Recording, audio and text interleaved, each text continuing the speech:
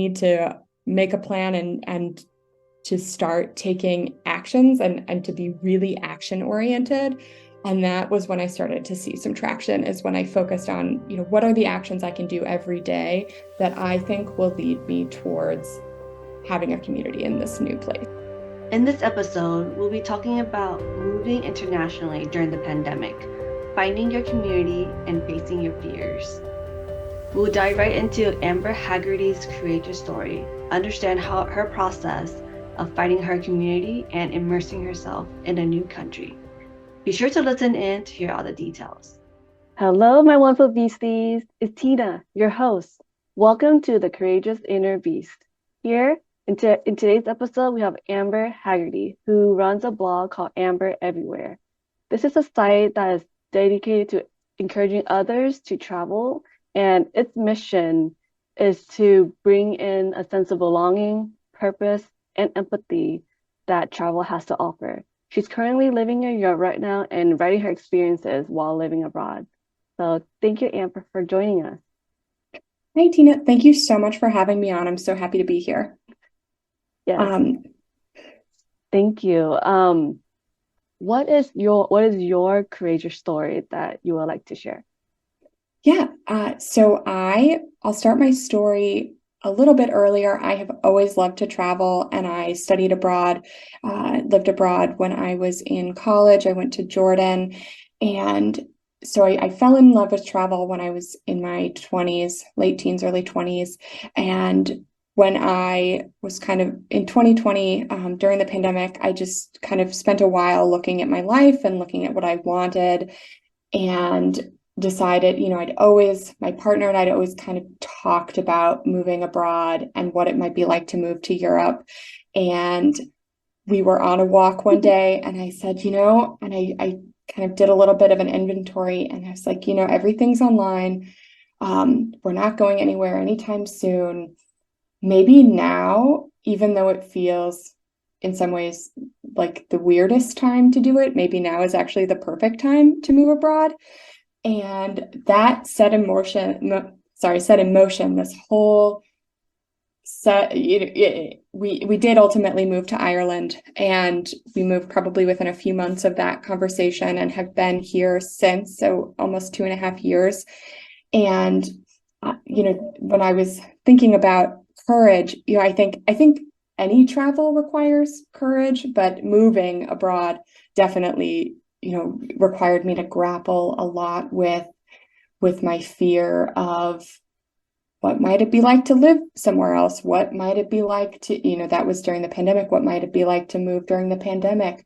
What might it be like to try to make friends or to try to integrate? And so there were all of these ways that I felt really anxious, even though I knew kind of deep down that it was what I wanted to do. And so when I was thinking about I've asked myself at different times in my life, like, what is the most courageous thing I could do right now?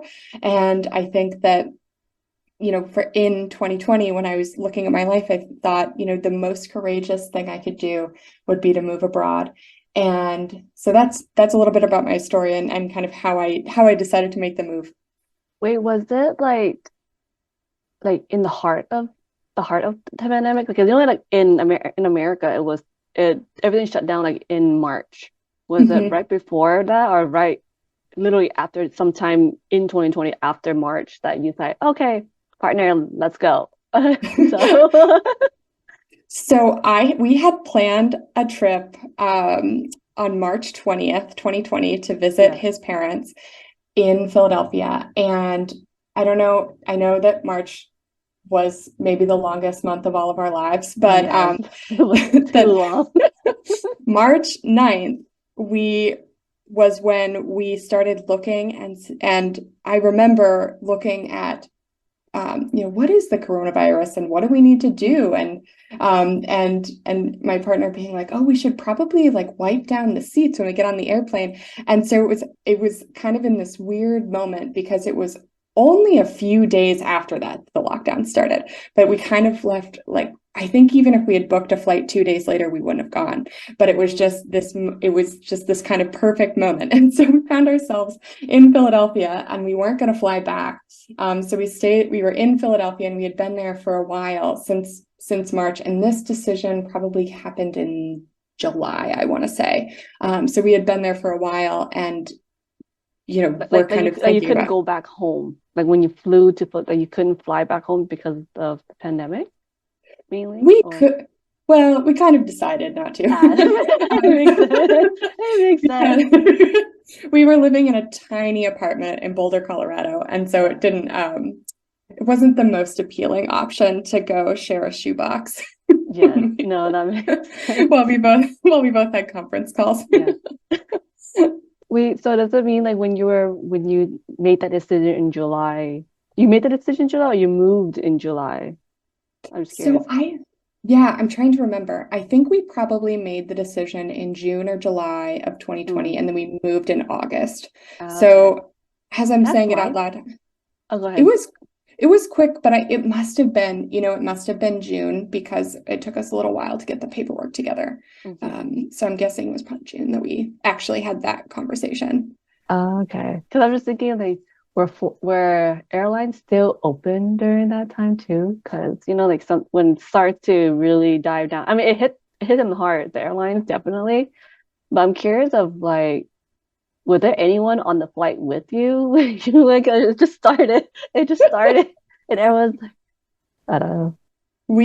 I'll tell you, there were a few other people. We definitely had our whole row to ourselves, and we had N95s, and we had masks over the N95s, and we had like face shields. So Oh it yes. was, yeah. And I remember when we went to do the passports, we had to take everything off so they could see our faces. And Hmm. I remember like holding my breath because I was really afraid. And yeah, so it was a very strange experience to move at that point. And Yeah. there were a few people. Ireland never officially shut down for travelers, but we were literally like, when we needed to eat something, we like put it up through the mask. Like You gotta go yeah. in there, yeah, that way. Yeah, exactly. And when we got to Ireland, we quarantined. But yeah, it was a very strange experience to fly, because there were not a lot of other people, but it wasn't an entirely empty flight. Yeah. But yeah. Did you also have pets too, or didn't have any that you were? Oh, that's so good. No, Because we didn't have any pets. that would just be another layer of like, Yeah. how do we bring our babies to Ireland? Like, how do we do this? You keep them in Philadelphia? Or like, what do we do? I don't know. And so Yeah. And I know other people here who moved almost exactly at the same time we did. So they I did. I Really? almost wonder if all the other people on the plane were moving with us, you know, in retrospect. Yes, maybe. Or they're just traveling. They're like, oh, we're stuck now, I guess. Going to um. So taking the big leap, how would you have like what did you learn about moving to Ireland and during that traveling during that time for you, finally moving over and stuff like that? Yeah. I think in the process of moving, I learned that I think that it was a moment where I really had to trust myself, and I had like a deck of oracle cards, and I would do readings, and I would be like, okay, and I would sit with it, and I would think about it, and I was journaling a lot at the time. And there were, I think in that process of being anxious about flying. I mean, I was very anxious about the flight, being anxious about what would happen if it didn't go well. What would it look like if it went really well? Like trying to come up with a positive vision, and also, you know, make space for my own anxieties and fears, and all of the ways that it felt like a big step. I had to kind of hold both of those things internally. And I think that the process of doing that meant that when I arrived, I think I actually arrived feeling relatively centered. I think I had done a lot of work in the kind of lead up to both make a kind of positive vision and make space for myself. And when we arrived, not that there weren't moments not that there weren't scary moments, but I think overall I felt a sense of trust in myself that it was the right thing to do. And that I think was a big experience for me. I've never moved abroad before, so that was my first kind of time that that was my first time having that experience. And then I think there was a lot of work after that I hadn't necessarily anticipated around the kind of mechanics of moving to a new country and establishing yourself somewhere new. But I think in that moment, I'm really proud of myself for how courageous I was able to be in that moment.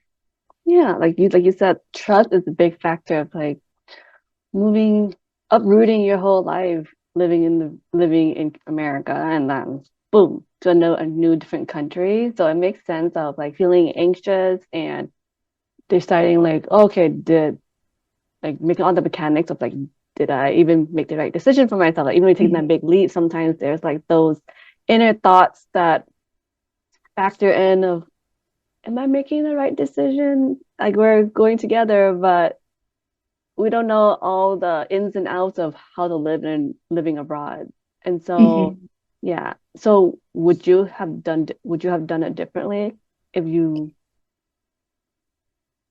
I think I would have done a lot of things differently. Yeah. I'm thinking back to that moment of deciding to move, and I feel really proud of how I managed that. I think that I think that once thank you. Yeah.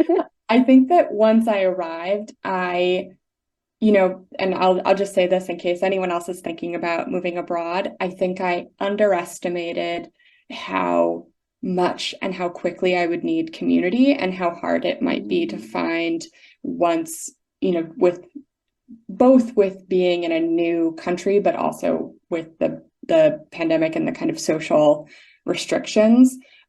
So I think, if I have anything that I wish I had done differently, I would say, even starting minute one, making closer connections with my friends at home, and then also finding ways to integrate, even if online, with either the expat community or the local communities in Ireland. I think I had always kind of assumed I would just make friends the way I always had, which was kind of happening upon them and, growing those connections organically. And just the fact that our jobs were online and we were living somewhere rural and there were the lockdowns, it just, that I would say would be the thing I wish I would have done differently. And I wish I would have done it right away. So how long, what you're saying is you wish you made connections right off, like pretty much the minute you got off the plane, like, hi, I'm Amber. So like, yeah, exactly. Like, yeah, like building, like you said, building a community, making connections. How long did it take you to finally build your community after you landed on that too? I would say, honestly, probably about a year and a half to really start feeling some community. And yeah, it's a long time. And it wasn't that we didn't meet anyone or didn't know anyone, but before I felt like I had a community, it was quite a while. And I think that I think that one thing I wish I had done, and I'm just saying this, in case anyone else is interested, is Facebook groups for expats like Bumble, BFF, all, and those kind of places where people congregate are so great for meeting people. And I think had I looked there, I could have probably, even if I never met them face to face, could have done Zooms, or we could have done, social happy hours or something like that. Yeah. And I think, I think I underestimated how much effort it would take. just because it was new to me and I had never done it before. And also, underestimated how different the social context would be than anything I'd ever experienced before. Okay. And is it the social, like, taking these small courageous steps, even though you underestimated it, how is the social aspect in Ireland compared to in America? Because I know you said you can just use online, but then is it also kind of similar or? Yeah, I would say in general, Ireland is a more social place. I think once the kind of lockdowns lifted, once the kind of lockdown lifts, once the lockdowns lifted, it was much easier to meet people. We just, if you go into a pub or something, there's people around, and it's easier to strike up a conversation than I found it in, say, Denver. Yeah. But I would say that a couple things are very different. Some of the friendships that I valued the most since being here are with other expats, and I think I had kind of counted that out. I had kind of assumed that wouldn't be important to me, because I wanted to integrate into the new place. And I think I think one of the more courageous things I did when I went out to start making community is to really cast a broad net and to be very intentional. So I went on Bumble BFF, and I would talk to people, and I would make a point of getting off the app, and I would try to get a coffee or try to go for a walk, or and this was after the lockdowns were starting to lift, so later on in the story. But yeah, I decided I needed to take it really seriously and to use all of the tools. And so I went to meetups, and I tried to talk to people and tried to set up new friend groups. And one thing that I did that I had never really done a lot of is host people. So I would invite people over, and it was kind of a courageous act on its own, because I had never been one to kind of organize big group get-togethers.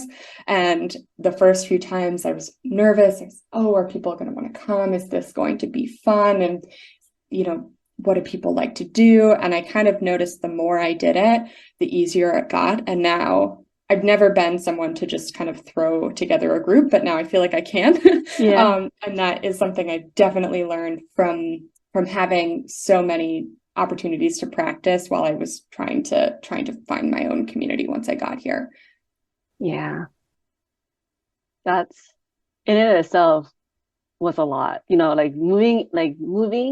And on top of that, trying to find your community. On top of that, too, it's like doing something you've never done before. And on top of that, it's like, is this gonna work? How's people gonna react? If so Yeah. there's just a lot of layers into just taking the leap to move. Because there's, like you said, like the most important thing that you underestimated was finding your community. And that's huge, because when you're in a community, we are human beings, we're social beings that need community, a sense of belonging. And yeah, sometimes we do underestimate, like sometimes I do too. And it's like, especially when I moved to my new city, I was like, oh, okay, I don't have any, it's fine, I got this. I've done this before. And then I'm like, crap, never mind. I need more help than this. I need to find people. And so Yeah. And you need different, I think that one thing about moving that I hadn't thought about or hadn't really tried to solve before, even though I'd really only moved twice before in my life. I had moved to college where everybody else also just moved. So you have this kind of different environment. And then I moved back home to a place where I had grown up. And so, so this was my first time kind of moving as an adult to a third place. And I think that one thing that really held me back was feeling like I should have it all figured out, getting caught in the shoulds. I should be better at this. I should have friends by now. I should have community by now. And I think when I kind of took that and said, okay, but I don't. So I need to make a plan and to start taking actions and to be really action oriented.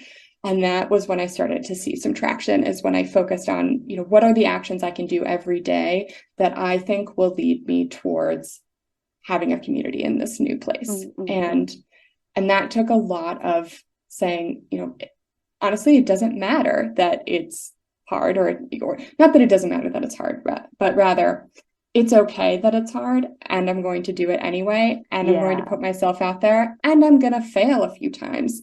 And I'm going to, go on coffees with people that don't like me, or that I don't like them, or it just has no spark, and I'll keep trying and I'll keep going. And I think that actually took a tremendous amount of courage, especially after so long of being in Ireland and doubting if it was going to happen for me. Yeah, no, that totally makes sense because so many feelings can coexist, and you're like, okay, I know I'm feeling this, but I'm gonna do it anyways. F it. I'm just gonna do it.